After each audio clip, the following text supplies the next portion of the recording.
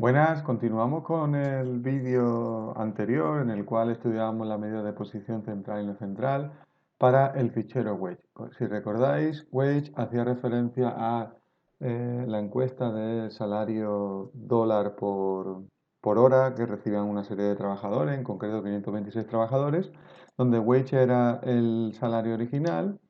Aplicábamos un cambio de origen en Wage más uno, donde suponíamos que le aumentábamos $1 a cada trabajador. Y por otro lado hacíamos un cambio de escala en el cual incrementábamos un 5% el salario original de cada trabajador. Y después conjuntamente aplicábamos un cambio de origen y un cambio de escala, aumentar un dólar a cada trabajador de la columna wage, más el cambio de escala de un 5% de la columna wage. En particular, estuvimos viendo las medidas de posición central y no central, de, tanto para la serie original wage como para la que aplicábamos el cambio de origen, le sumábamos $1, o la que incrementábamos un 5% el salario, o conjuntamente el cambio de origen más cambio de escala. En esta ocasión lo que vamos a hacer es practicar rápidamente, porque no voy a entrar en los aspectos teóricos, sino que va a ser más la aplicación práctica de la medida de dispersión. En particular vamos a estudiar el recorrido, la varianza, la desviación típica o el coeficiente de variación. Lo vamos a hacer primero para el salario wage y paulatinamente lo vamos a ir aplicando a cada columna del cambio de origen, es decir, aumentarle $1 a cada trabajador, o al 5%, o conjuntamente aumentar $1 el salario por hora y un 5% del salario. Entonces vamos a comenzar por el recorrido. Bueno, el recorrido, lo primero que tenemos que entender es que para la columna web, para los datos oficiales o originales, lo que estamos interesados en ver es cuál es el recorrido desde el dato 1 hasta el 526, es decir, cuál es el valor mínimo y cuál es el valor máximo, ¿de acuerdo? Entonces podríamos ordenarlo de menor a mayor, tomar la diferencia aquí, que es 53 céntimos, y el máximo es 24,98, pero bueno, vamos a aprender a hacerlo directamente con las formulitas, ¿no? Entonces lo que queremos es básicamente primero ver el máximo de el vector columna donde están los datos recogidos de la serie original. En este caso vamos a empezar por aquí, de toda la columna. Y fijaos, voy a hacer lo mismo que hacíamos en el ejercicio anterior. Vamos a fijar única y exclusivamente las filas, porque las columnas las voy a arrastrar a la derecha para complementar el ejercicio, ¿no? Por otro lado, para ver el recorrido es el valor máximo del vector columna menos el mínimo. El mínimo, digamos que tendríamos que hacer la misma operación, pero en vez de decirle máximo le decimos mínimo. Y de igual modo vamos a fijar única y exclusivamente las filas. Por lo tanto, los dólares, fijaos que los pongo delante de los numeritos, ¿vale? Entonces, el recorrido es 24,45 dólares por hora. Fijaos que independientemente de que se haya modificado el número de observaciones, el algoritmo, al introducir la función en Excel, pues nos la identifica, ¿no?, dentro del máximo y el mínimo. Es decir, podríamos ordenarlo de menor a mayor y empezar por la observación 1, es decir, la primera persona que se le preguntó, hasta la última persona que se le preguntó por su salario de hora. Pero esto no varía porque estamos diciendo que busque entre el máximo de un vector columna y el mínimo de este vector columna, con lo cual la función esta lo busca automáticamente. Por otro lado, vamos a aprender a calcular la varianza poblacional, ¿vale? Porque como estamos en estadística 1, pues vamos a trabajar con la varianza poblacional o un curso de introducción a estadística. Pues nada, la varianza poblacional hace referencia a lo mismo, al vector columna del que estamos trabajando. Lo aplicamos y de nuevo fijo todas las filas, a excepción de la columna, que es lo que vamos a modificar. ¿Vale? La varianza es 13,61 dólares al cuadrado. Recordad que la varianza está medida en unidades de la variable al cuadrado, ¿de acuerdo? La desviación típica o desviación estándar, pues nada, es relativamente fácil.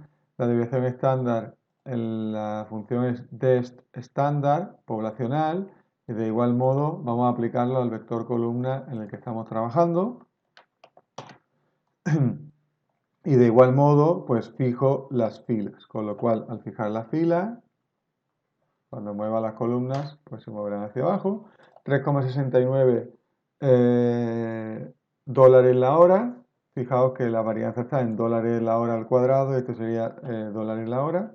Y el coeficiente de variación, pues podemos calcularlo de varias maneras, pero bueno, básicamente recordad que es la desviación típica dividido, si queréis ponerlo en valor absoluto, el valor medio. En este caso, como la media es positiva, pues no hay ningún problema porque va a salir positivo, pero en caso de que fuera negativa la media, pues habría que poner valor absoluto. Entonces, fijaos, recorrido, diferencia entre el valor máximo y el mínimo, la varianza con desviaciones con respecto a la media al cuadrado y la desviación típica es las desviaciones con respecto a la media, que es unidad de medida, y el coeficiente de variación, recordar que es un coeficiente adimensional que, si recordáis, en clase dijimos que dependiendo del valor que tuviera, cuando era menor que 0,5, de 0,5 a 0 decíamos que era representativo, cuando era de 0,5 a 1 teníamos que cuestionar la representatividad, en este caso como vale 0,63 nos tenemos que cuestionar la representatividad de la media, y si era mayor que 1 pues decíamos que no era representativo. Recordad que cuando no es representativo utilizamos la medida de posición central que es la mediana, ¿no? Para evitar el tema de los valores extremos, etcétera, ¿no? Entonces ahora tampoco vamos a entrar en más detalle. El primer caso que vamos a estudiar aquí es cómo afecta el cambio de origen, aumentar $1 a cada trabajador. Ya esto, las columnas ya las practicamos en el ejercicio anterior que puse en el vídeo, que además lo voy a poner en la descripción del vídeo por si tenéis que recordar a ello, así que no voy a entrar en más detalle para no repetirlo. Pues nada, nos preocupábamos por cómo afectará al recorrido. Claro, si al valor mínimo le sumo $1 y al valor máximo le sumo $1, pues tenemos que observar que el recorrido no se va a ver variado, ¿vale? Por lo tanto, aquí no se va a ver variado. Con respecto a la varianza, recordad que los cambios de origen, esto lo veis en la parte teórica y lo tenéis por ahí, los cambios de origen no afectaban a la varianza, por lo tanto la varianza va a ser exactamente lo mismo. La desviación típica, recordar que todo lo que afectaba a la desviación típica, era lo mismo que afectaba a la varianza, por lo tanto si a la varianza no le afecta el cambio de origen, pues a la desviación típica tampoco. Y el coeficiente de variación. Recordad, el coeficiente de variación es la desviación típica. Fijaos que a la desviación típica no le ha afectado el cambio de origen, pero sí le afecta a la media. Por lo tanto, como en el denominador, fijaos que está C2, que es la media, ¿vale? Al hacer el cambio de origen, fijaos cómo le afecta. Entonces, en el denominador sí va a verse afectado. Por lo tanto, esperamos que el coeficiente de variación disminuya, porque dividiré entre la constante, 0,69 entre algo más grande. Fijaos que aquí en este caso seguiríamos cuestionándonos la representatividad del coeficiente de variación, aunque le hagamos el cambio de origen. Por otro lado, el incremento del 5% del salario, pues exactamente lo mismo, ¿no? Ya lo replico y fijaos, recordad, al recorrido le va a afectar, claro. Fijaos que si nosotros ordenamos los datos de menor a mayor, por ejemplo, del coeficiente de variación aquí en el cambio de escala, fijaos que el incremento del salario, aumentar un 5% a los salarios más bajos, va a representar en términos absolutos un menor aumento que si le aumentamos el salario a los trabajadores que cobran más, ¿vale? Entonces, fijaos que aquí la diferencia es prácticamente pues, de 24,98 a 26,2, 1,3 aproximadamente, el incremento, y aquí sería de 0,53 a 0,55. Aquí le estaría aumentando prácticamente 2 céntimos y en otro lado estaría aumentando 1,3 prácticamente, ¿no? Entonces, ¿qué quiere decir? Que claro, al recorrido sí le afecta, porque el incremento porcentual, en este caso, se verían beneficiados los trabajadores que más cobran. Como ya vimos en clase también, a la varianza de la desviación típica le afectan los cambios de escala, ¿vale? Pues fijaos, hemos pasado de 13,61 a 15,01 y de 3,69 a 3,87. Y como vimos en clase también, los cambios de escala no le afectan al coeficiente de variación. ¿Por qué? Porque el coeficiente de variación, al producir un cambio de escala, afectará a la desviación típica, que iría multiplicando a la constante que va multiplicando a la desviación típica, pero por otro lado, la media también se vería afectada. Entonces, al hacer el cociente, se iría una constante con la otra y quedaría exactamente lo mismo. ¿Vale? Y ya por último, el cambio de origen más cambio de escala, pues que afectará a nuestras variables.